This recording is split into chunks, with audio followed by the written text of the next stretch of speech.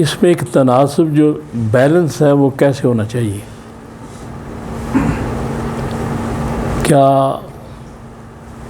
جو آدمی مالدار ہوتا ہے، مال رکھتا ہے، وہ دنیا دار ہے، یا غریب آدمی جو دیندار ہے؟ تو اس میں بہت زیادہ غلط فہمیاں ہیں۔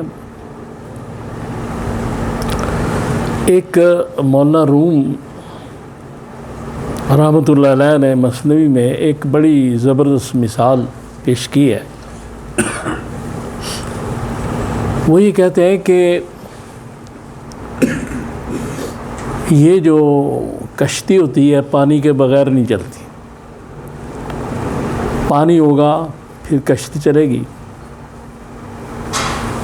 تو کشتی پانی کے اوپر اگر ہے تو سیف ہوتی، محفوظ ہوتی، اپنے مقام پہ پہنچ جاتی ہے، لیکن پانی اندر کشتی کے اندر داخل ہو جائے اگر، تو کشتی ڈوب جاتی ہے۔ تو انہوں نے اس کا مفہوم بھی لیا ہے کہ یہ دنیا جو ہے یہ ایک کشتی کی مانند ہے، یہاں جہاں ایک وقت گزار رہے ہیں تو یہ چل رہی ہے، اس میں ہم رہ رہے ہیں، لیکن اس میں رہنا بھی ہے، بسنا بھی ہے، سارے کام کرنے ہیں، لیکن اس کو اپنے دل میں نہیں بسانا۔ یعنی جو بڑی امپارٹنٹ بات ہے میں سمجھتا ہوں کہ اپنے دل میں اس کو نہیں بسانا۔ اس میں رہنا بھی، اس میں بسنا بھی ہے۔ کسی کے پاس مال ہونا اللہ تعالیٰ کی عطا ہے۔ قرآن نے دنیا کو دھوکہ بھی قرار دیا ہے۔ قرآن نے دنیا کو اس طرح بیان کیا ہے، وَابْتَغُوا مِن فَضْلِ اللَّهِ وَاذْكُرُوا اللَّهَ كَثِيرًا لَعَلَّكُمْ تُفْلِحُونَ۔ اللہ کا فضل بھی کہا ہے۔ تو مقصد یہ ہے کہ اگر دنیا جو ہے یہ جس میں ہم رہ رہے ہیں، اس کو چھوڑ کے جنگل میں نہیں جانا۔ دنیا کو چھوڑنے کا یہ مقصد نہیں۔ یہ تو عیسائی کرتے تھے، راہب تھے وہ، اس کو تو اسلام نے منع کیا ہے، رہبانیت کو۔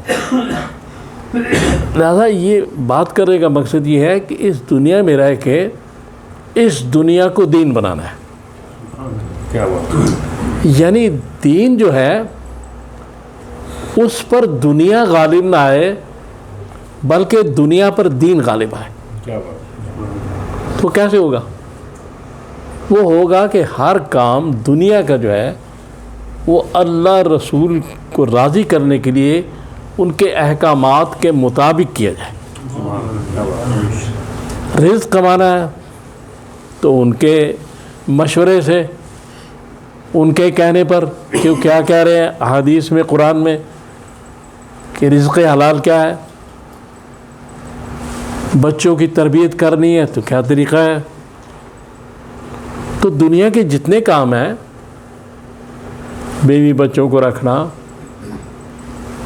اگر اللہ تعالیٰ نے وسعت دی ہے، عالی شان مکان بنایا ہے حلال کمائی کا، وسعت دی، عالی شان گاڑی رکھیں، یہ دنیا نہیں ہے۔ دنیا وہ ہے جو حرام کمائی سے ہوتی ہے، اسی کو مردار کہا گیا حدیث میں۔ لیکن یہ دنیا جو ہے، یہ جو اللہ رسول کے احکام کے مطابق آدمی دولت کمائے، کوٹھی بنائے، گاڑی رکھے، اچھے کپڑے پہنے، لیکن فضول خرچی سے بچے، جو سب سے اہم بات ہے۔ تو اب جب اس دنیا میں آپ یہ دیکھتے ہیں کہ بعض لوگ یہ سمجھتے ہیں کہ ہمیں کم دیا گیا ہے، اور بعض لوگوں کو اللہ نے زیادہ دے دیا ہے۔ اب یہ تو اللہ کی مرضی، اللہ کی تقسیم ہے۔ لیکن یہاں یہ چیز سمجھنی چاہیے کہ اللہ کے کام حکمت سے خالی نہیں ہوتے۔ بعض دفعہ کسی شخص کو اللہ تعالیٰ بچانا چاہتا ہے تو اسے دولت کم دیتا ہے۔ ہو سکتا ہے اس کے پاس دولت زیادہ آ جائے تو فرعون بن جائے، قارون بن جائے. لہذا وہ مصلحت ہے کہ وہ اس آزمائش سے بچ گیا جو دولت پیدا کرتی وہ آدمی, اور دولت مند آدمی پر وہ آزمائش آ گئی کہ اب اللہ کے دیے ہوئے رزق کو کیسے استعمال کرنا ہے. وَمِمَّا رَزَقْنَاهُمْ يُنْفِقُونَ, کہ جو ہم نے تمہیں رزق دیا ہے اس میں سے آگے دوسروں کی مدد کرو, زکوٰۃ کے ذریعے, صدقات کے ذریعے غریبوں مسکینوں کی مدد کرو, ہم نے دیا ہے. قرآن کہہ رہا ہے وَمِمَّا رَزَقْنَاهُمْ يُنْفِقُونَ. بھائی محنت تو آپ نے کی, پڑھائی لکھائی کی, لیکن کتنے محنت کرنے والے آدمی ہیں جو سڑکوں پہ پھر رہے ہیں؟ کتنے محنت کرنے والے آدمیوں کو اللہ تعالیٰ نے بہت دیا ہے, کتنے محنت کرنے والوں کو نہیں دیا. تو عطا تو اپنی جگہ ہے نا, محنت اپنی جگہ ہے, محنت کرتے جائے عطا وہیں سے ہوگی. اور کسی کو کتنا دینا ہے یہ وہی جانتا ہے اور بہتر جانتا ہے. اور اگر نہیں دیا تو شکوہ شکایت کے بجائے قرآن نے تلقین کی کہ صبر کریں, اور جس کو دیا ہے اس کے لیے آزمائش ہے, وہ اس کو اللہ اور رسول کے حکم کے مطابق خرچ کرے. اب چیز یہ کہ دیکھیں بعض لوگ ہوتے ہیں وہ بڑے عالیشان کوٹھیوں میں رہتے ہیں, بڑی اچھی گاڑیاں ہوتی ہیں, بہت سامان ہوتا ہے ان کے پاس, لیکن وہ میڈیسن زیادہ لے رہے ہوتے ہیں کھانا کھانے کی بجائے. اور بعض لوگ عام رہ رہے ہوتے ہیں, کوئی خاص مکان نہیں ہوتے, کوئی چیز نہیں ہوتی, لیکن صحت ان کی اچھی ہوتی ہے, اور وہ خوراک زیادہ لیتے ہیں, میڈیسن کم لیتے ہیں. اب اس کا مقصد یہ ہے کہ صحت جو ہے سب سے اوپر آ گئی. تندرستی ہزار نعمت ہے, تو صحت اگر ٹھیک ہے تو معاملات سارے ٹھیک ہے. اب صحت سے مال تو خریدا جا سکتا ہے آدمی بھاگ دوڑ کر کے, لیکن مال سے صحت نہیں خریدی جا سکتی. دس از ویری امپورٹینٹ.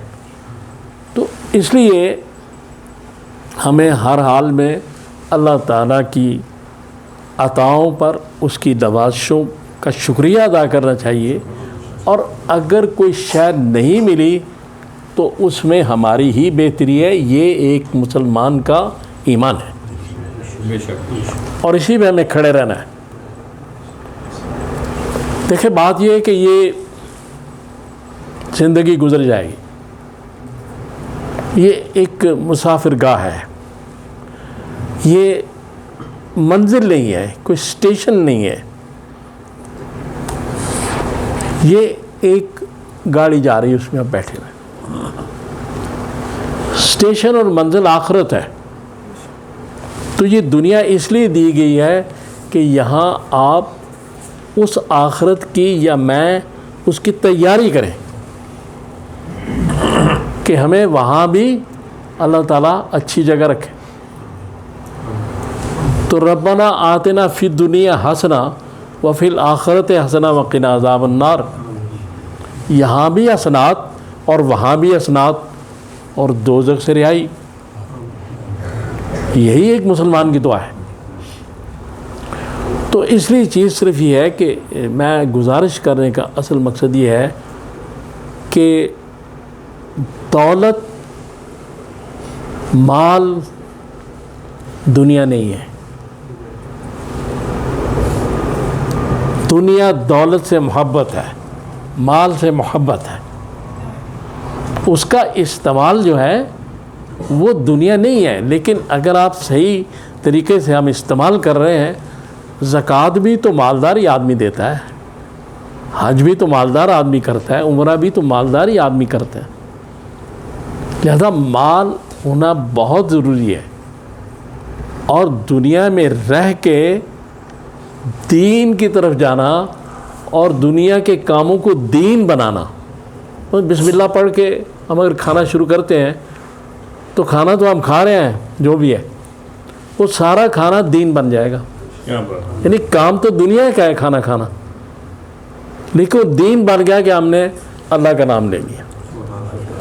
لہذا جہاں بھی اللہ کو آپ اس کو اپنے ساتھ رکھیں گے, اس کو راضی کرنے کے لیے کوئی کام بھی کیا جائے گا دنیا کا بھی, یعنی دکانداری میں اگر ملاوٹ نہیں کر رہے ہم, اگر صحیح تول رہے ہیں تو وہ بھی دین ہے. لیکن نماز میں اگر ہم تکبر کر رہے ہیں اور ہم سمجھتے ہیں لوگ ہمیں دیکھیں میں نمازی ہوں, تو وہ نماز دنیا ہے. اور وہ جو دکانداری ہے جو صحیح کر رہا ہے دیانتداری سے, وہ دین ہے. اس لیے بات سمجھنے کی صرف یہ ہے کہ دین اور دنیا دونوں اللہ نے دی ہے. دنیا بنائی اللہ نہیں ہے, تو اسی لیے بنائی ہے کہ ہماری آزمائش ہو کہ ہمیں وہ نظر نہیں آ رہا, لیکن کیا ہمارا ایمان یقین ہے کہ ہمیں دیکھ رہا ہے؟ جب دیکھ رہا ہے تو پھر اس کی مرضی کے مطابق چلنا پڑے گا. اللہ تعالیٰ سے دعا کریں کہ مجھے اور آپ کو توفیق دے کہ میں نے جو باتیں کی ہم ان پہ عمل کر سکیں. وَأُفَوِّضُ أَمْرِي إِلَى اللَّهِ إِنَّ اللَّهَ بَصِيرٌ بِالْعِبَادِ.